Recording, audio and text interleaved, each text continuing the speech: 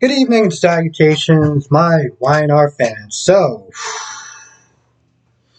I want to start off with Sally and Nick, and I'm wondering what is going on in Sally's head. Okay, first, she doesn't sit there and tell Nick that she's pregnant, and Nick had to sit there and pretty much kind of figure it out by himself. Now she's sitting there lying to him about the meeting that got canceled because of Victor. On top of that, towards the end of their conversation, she's like, "Oh, well, you're going to be a good father," and I'm like, "Well, bro, you slept with both of them, so how do you even know that he's the father of of of um of this child?" And even after she hung up the phone, she was sitting there thinking about her night or day or whenever it was with Adam. I don't understand why is she going through all these hoops with someone who is so forgiving and so honest and so patient and so kind. And she is just doing everything in her power to screw this up. I mean, there are some people in this world that are self sabotagers. Okay. They will sabotage their own happiness either out of fear or just used to being disappointed. So it's like, you know what, screw it. Let me just find a way to mess this up because this is just too much pressure on me. I don't know what she's sitting there thinking, but when this whole thing goes down, okay, and it's I'm assuming at this point because everyone keeps saying most likely is Adam's child. So if this is Adam's child and the truth comes out and she starts doing those little, crocodile tears and everything like that, I'm not going to feel 1 ounce of sympathy for her. She is going to get every single thing, all the smoke. She's going to deserve it because she's sitting there playing these childish games. She's a grown ass woman. Now, I don't know what Billy's sitting there trying to do with Lily as far as, trying to sweet talk her and try to play, oh, I just want to sit there and be a listening ear and just kind of be like the best friend. And, you want to sit there and go get some coffee. It's like, bro, let that go. Like, it's one thing to sit there and not be bitter and treat each other with kindness when, the relationship doesn't work out, but you are literally going overboard. And by the way, you didn't sit there and even bother to tell her that you plan on doing a podcast again with Chelsea. Because I feel like if he did tell her that, then whatever sort of plans he has going on in his head is going to be ruined as far as trying to reunite with Lily again. So when she asked, like, what are your plans? She was like, just things and stuff and clouds and you want to go for coffee? Come on, bro. Um, Now Tucker's not there talking to Daniel about, yo, if you want to work for me, I got you. You're not going to sit there and find. You're not going to sit there and have any sort of creativity, creative freedom if you work for Newman or if you work for Joe. For me, I got your back. Now, for some odd reason, Tucker felt the need to bring in his family, and I'm like, why are you sitting there talking about Lucy and Heather for? Why? Oh, well, I know that sometimes, people's personal lives can be in kind of disarray. If you're trying to win him over, then why sit there? First of all, let's just put it this way. You don't ever bring up somebody else's kids into your conversation. There's certain things you just don't do. And that's one of them. Um, but for some odd reason, he kept listening to him. And when Lily got there, Lily was like, yo, what's going on? So she did this weird thing where it's like, she's going to walk in, she stopped, she looked.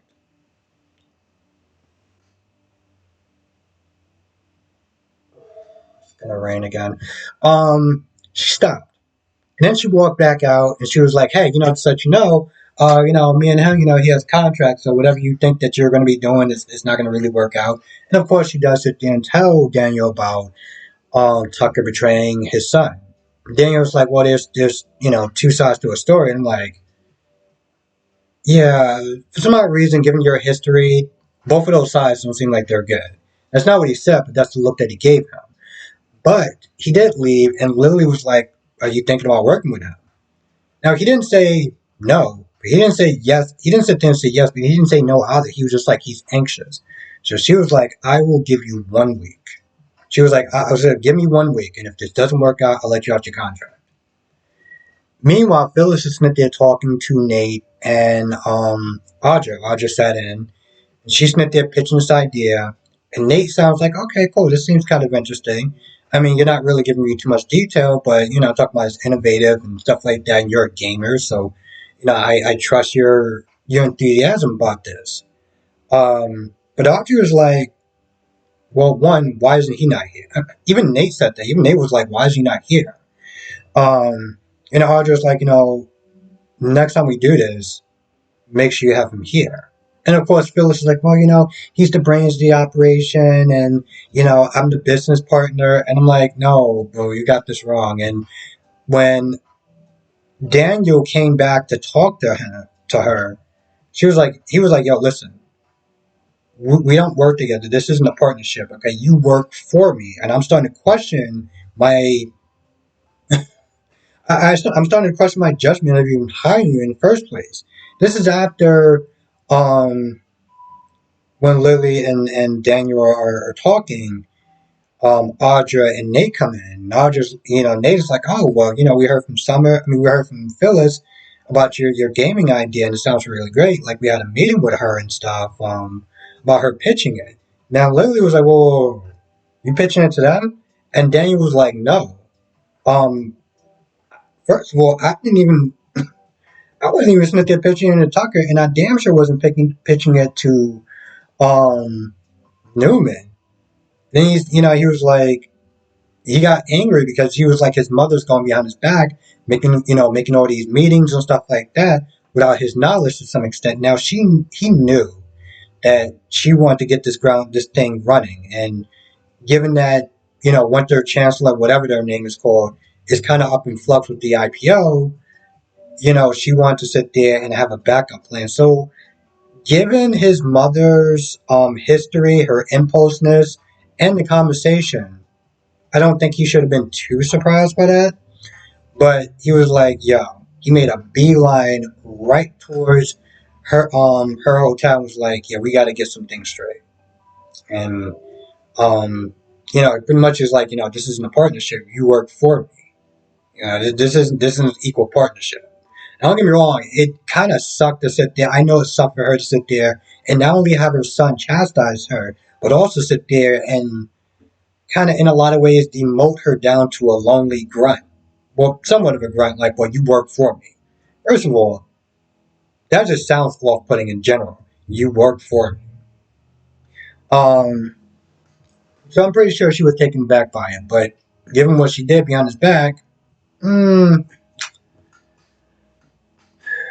shouldn't be too surprised. Now, Jack and Diane told Kyle and Summer about their relationship, and Kyle has some reservations because Diane doesn't have a good track record, and more important, he is more worried about his father's heart. About her hurting him in some sort of way. So he was like, listen, I'm happy that you're happy, but it's going to take me a minute because I'm just not right on board with it. Summer just always has like these ugly glares or ugly stares. Like she was just like, I'm like, okay, like why? I get why he's upset. I get why he's bothered. You, on the other hand, like I don't know why she's making those faces, but they went to dinner or lunch or whatever time it was. And she's like, oh well, my mom was right, and yada yada yada. I was like, and so, um, so you talk about that for a little bit. Kyle expresses his concerns.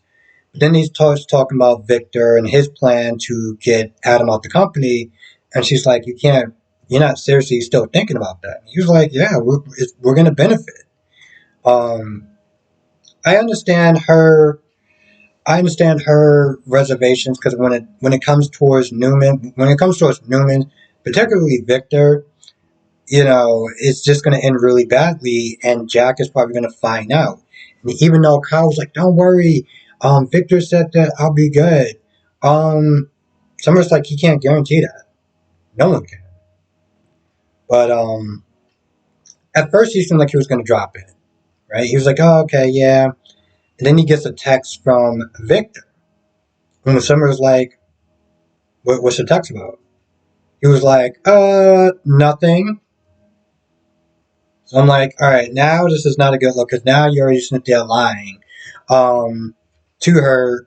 And this isn't the first time, even if it's lying by omission. But more to the point, um,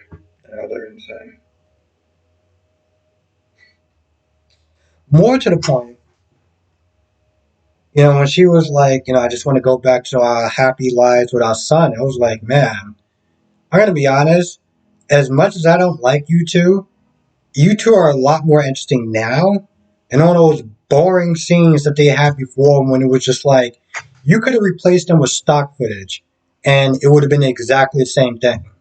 Um, so when she was talking about, oh, I just want to go back to our happy lives with our son, it was like, yeah, I remember those times. Nearly fell asleep watching your scene. So, yeah, I'm kind of actually hoping we don't go back to those. I mean, don't get me wrong. I'm not saying that I want them to be miserable or anything like that, but well, I don't think that they're really good characters, in my personal opinion. Um, Kyle tries to act way too hard, and I'm like, bro, you're trying to act like you're some 45-year-old tough guy at times, and you look like you're barely 18. And Summer, you just whine and complain and has really bad dialogue. So both of y'all, in my opinions, aren't really good characters at all. Like, you're just not. But at least you're actually being a lot more. They've been a lot more interesting when they kind of got themselves embroiled into this Diane and Phyllis story and everything like that. They became more interesting. I mean, it's not a total makeover, but it's a vast improvement than pretty much what we got before. So I'll take it. I'll take it. All in all, I would sit there and say this was a good episode. I would. It was a lot better than B&B. If you're gonna sit there and pick between the two, pick this one. Just, just pick this one. Had a lot of good drama, a lot of good, you know. Sometimes here's the thing, like a lot of times, people always sit there and say, sometimes it can be like all action and super suspense and stuff like that. But it's like, okay, but there's more to being a good episode than just having that, than just having those things. This was a good episode, and they weren't like shoot 'em ups or a bunch of crazy action and stuff like that. And I still found this episode more enjoyable than I did with B&B. I gotta say, this is New Year, and I feel like these soap operas need to step up. Now, Days is in his own lane. Days is doing fine. GH has had a couple of duds, but for the most part, it's actually been good. If I finally look at it as a whole, so far they've actually done more good episodes than bad, and I hope that they continue with that. YNR is definitely stepping it up most of the times. B&B, B&B. Thing about B&B is that B&B could just be very comical, you know?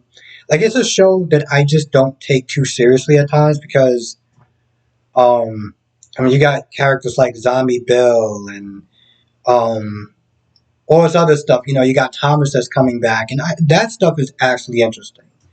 That stuff is actually interesting, but for the most part, I find it to be more of a cartoon where it just goes over the top, and I just have the best time watching it and the best time reviewing it. Um,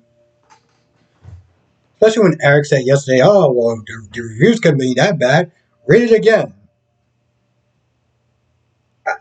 Just I can't let that go. I really can't let that go. I sat there. I was like, I know he did not just sit there and say, "Read the review again." I don't even know what to make of that. Listen, if somebody gives me a bad review on my review or my videos, I'm not gonna sit there and read it again. Like, it's gonna sit there and sound a lot more nicer the second and third time that I read it. No, no, no. It's really not. But it's so comical that I can't help but to laugh. Anyway, with that being said, I'm going to go. I want to thank you for watching. Be safe, and I will see you in the next video.